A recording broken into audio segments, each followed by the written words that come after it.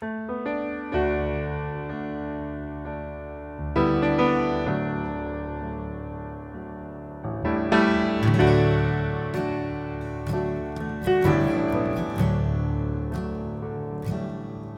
my witness to this journey, to the road that I am on. All the times when I was up, all the ways that I've been down. Yours the voice that I am hearing, yours the eyes that I can see. Where I go when I grow weary, faith enough so I believe. There's a story of the forest and the tree I think that fell, 'cause no one was there to hear it. Can we really tell?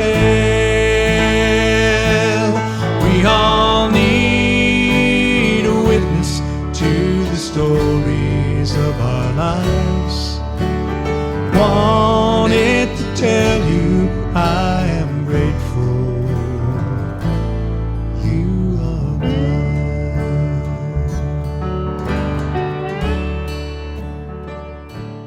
That's the first verse in the refrain of a song called My Witness. It's from an album McCoy and I recorded called Between Old Friends. Dear partner, it's been quite an experience to take this time to write these letters to you, to attempt to put into words where we've come from, how we got here, where we are now, and where we might be headed. When we were in the midst of a lot of it, I didn't or couldn't appreciate it like I might have. And looking back now has been a chance to reflect on and to see things in a little different light. To listen again to the music we made, to reflect on the process of making it, to realize a lot of the songs had been put away somewhere and somehow forgotten, and see that at times I saw things like the Meany Hall concert in 1984 for what wasn't accomplished instead of for all we did do. Writing these letters has been a chance to focus on how far we've come instead of where we didn't get to. Instead of the anxiety and the effort, focus on the joy of it all. A good thing to see looking back, and a good reminder going forward.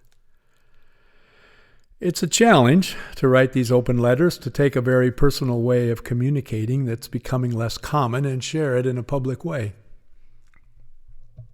These letters have led and continue to lead to some significant insights and realizations, finding words and ways to explore, explain, and express some big stuff.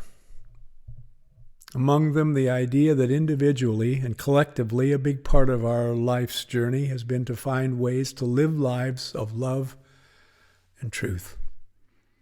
It sounds simple to say it, and so clear once we say it. Not so easy to put it into practice. In writing this particular letter, I saw an important tie that binds us. I realized we each had a moment later in life, you at 48 and me at 50, that opened a doorway and helped light the way to a life of love and truth. For you, it was that dark night when you could finally see and believe you were loved. For me, it was at my dad's memorial when, in his own words, in that most public place, a family secret was unexpectedly revealed, and I was finally free to explore all the dark places the secret had kept hidden. Free to fill the silence with songs and stories, to face my fears and give them names, to be set free by the truth, and where there was fear, bring love. In part, these are ties that bind because we were together at those moments, bearing witness to and for each other.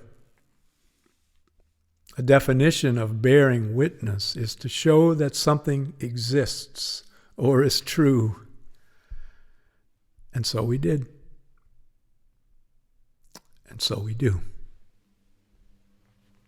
Years ago, I read that writing a novel is like walking in the dark carrying a lamp that offers just enough light to see a step or two ahead. I believe one can say the same about composing a life. At my dad's memorial, I had no idea the gift I was receiving when my father's and our family's history of mental illness finally became public knowledge. Months later, when I saw exposing that secret as my dad's last gift, I had no idea how long it would take to understand how to use such a gift, and for that gift to migrate from mind to marrow. How long I would try unsuccessfully to undo or untell the stories I had told myself for so long about how unlovable and flawed I believed I was.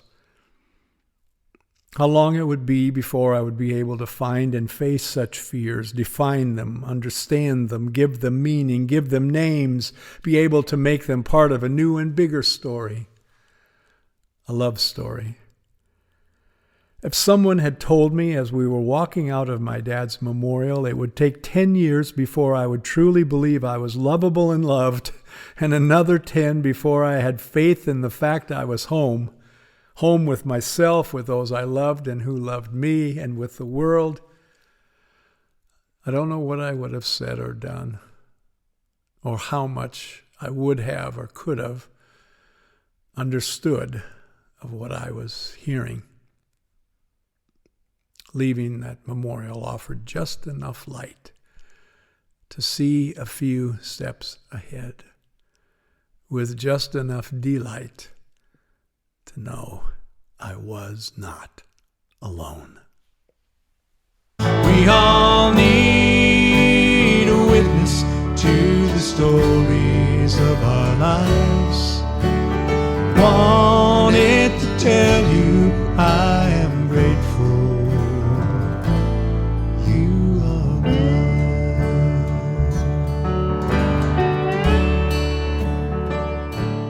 In a postscript, let me say I look forward to sharing with you in future letters more about my dad's last gift, what it has meant and means to me, and the 2 10-year journeys that gift inspired. And in a postscript, I want to thank my wife, Pat, who's worked hard adding images to these letters and who's leaving now to be Grammy to our 2 grandsons and to welcome a new grandchild into the world.